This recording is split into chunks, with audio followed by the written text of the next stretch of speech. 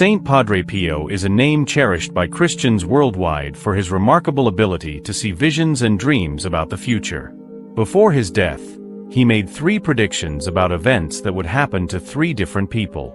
Before we dive into those predictions, please take a moment to subscribe so we can share this message with everyone. Now, let's get started.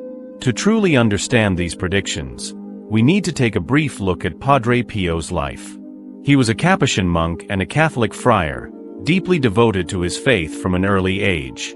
Born as Francesco Forgione to devout parents on May 25, 1887, his journey of faith began at home. His parents insisted he and his siblings attend Mass daily, and young Francesco was known for praying the Rosary and carrying it wherever he went.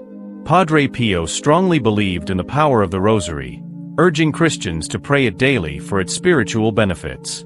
His mother had a significant influence on his faith, raising him in a deeply religious environment. By age 5, Francesco decided to dedicate his life to God. At 15, he became a Capuchin friar and worked towards becoming a priest. Once ordained, he was assigned to San Giovanni Rotondo, where he served faithfully until his death. It was at San Giovanni Rotondo that he earned the name Padre Pio, a title reflecting his unwavering devotion to God. His life was marked by extraordinary events, including receiving the stigmata, the holy wounds resembling those of Christ, symbolizing his deep faith. After his death, he was canonized, earning the title of saint. Stay tuned to learn more about his fascinating predictions. Many miracles have been attributed to Padre Pio, even after his death, when people prayed to him. During his life, Padre Pio was known for his powerful prophecies and predictions, many of which people still hope to see fulfilled. One famous story involves his remarkable ability to predict how much time someone had left to live. This story takes place in San Giovanni Rotondo during a youth congress for young Franciscans. These gatherings were popular among the youth as they offered a chance to connect with others who shared their faith and to discuss their values and beliefs with peers. At one such event, a group of women met a lady who had traveled all the way from Trieste to attend. She expressed her deep interest in learning more about Padre Pio, sharing how she had heard many stories of his incredible powers and his ability to bring joy to those around him. The group directed her to meet the organizers of the Congress. The lady confessed to the organizers that she rarely participated in confessions. She explained that she felt self-conscious about confessing in places where others might overhear. Confessions, she believed, should be private, shared only with the priest and God. The priest, in such moments, acts as persona Christi, meaning he represents Christ during the sacrament.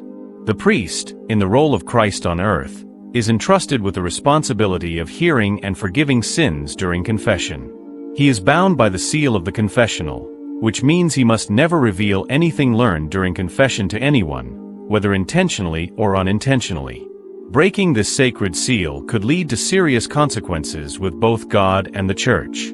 During a youth congress gathering, a woman and others who attended returned to their hometowns after the event ended.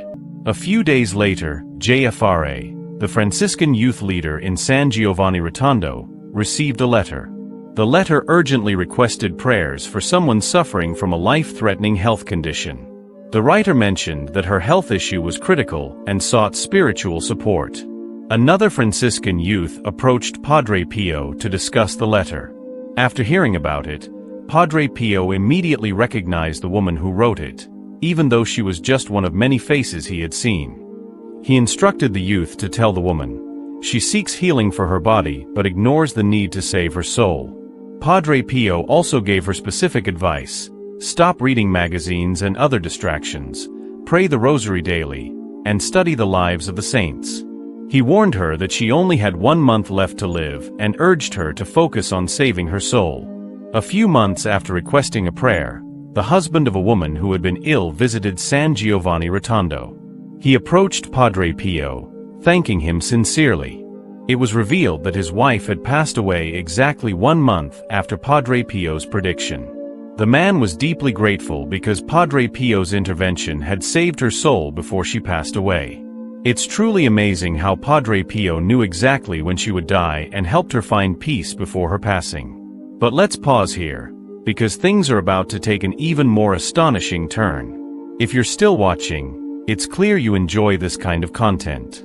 We have a special members community where you can access exclusive videos and see new content before anyone else. If you'd like to learn more, check the link in the description or the pinned comment. Now, let's continue. The next story takes us to Italy, where we meet a woman named Teresa. She was struggling with a difficult decision, whether to marry and start a family or follow in her brother's footsteps and pursue a religious life, becoming a nun to help him as he prepared to join the clergy. Teresa was torn, unsure if she should build a family or dedicate her life to God. Feeling lost, she sought guidance from Padre Pio. At the time, she was feeling unsure and hesitant. She even questioned if her brother would ever become a priest, but Padre Pio was adamant that she should also join the clergy along with her brother. It seemed like Padre Pio had a divine knowledge of what was to come, as if it had been revealed to him. Deep down, she doubted whether it was the right decision since her brother still had 6 more years before he would be ordained. However, she decided to take a leap of faith and began the process of entering ministry.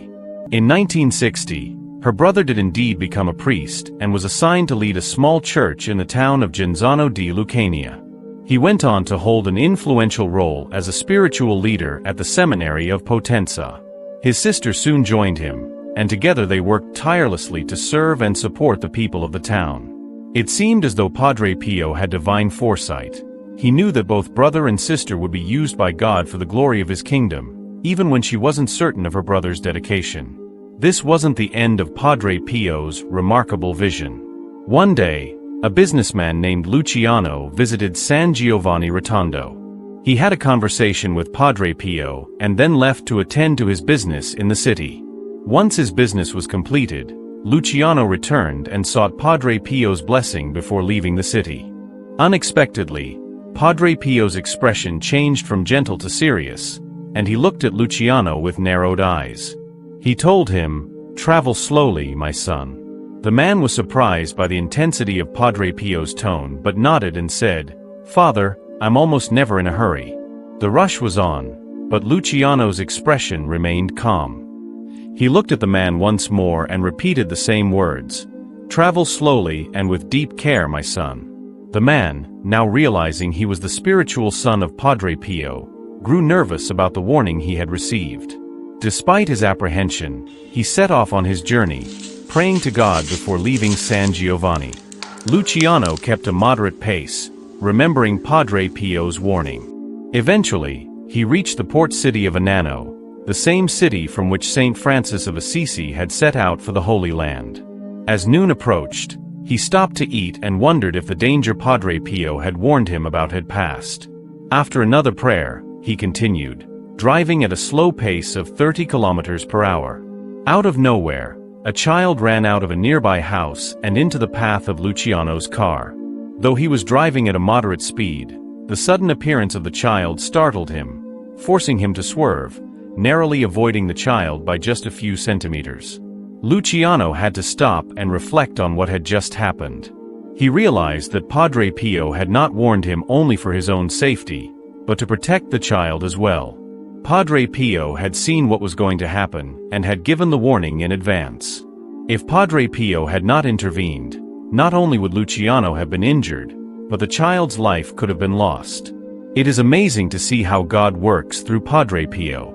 He was truly a gift from heaven, saving countless lives through both his direct and indirect intervention. Though Padre Pio has now passed and is with our Lord, we can still pray to him and ask for his intercession.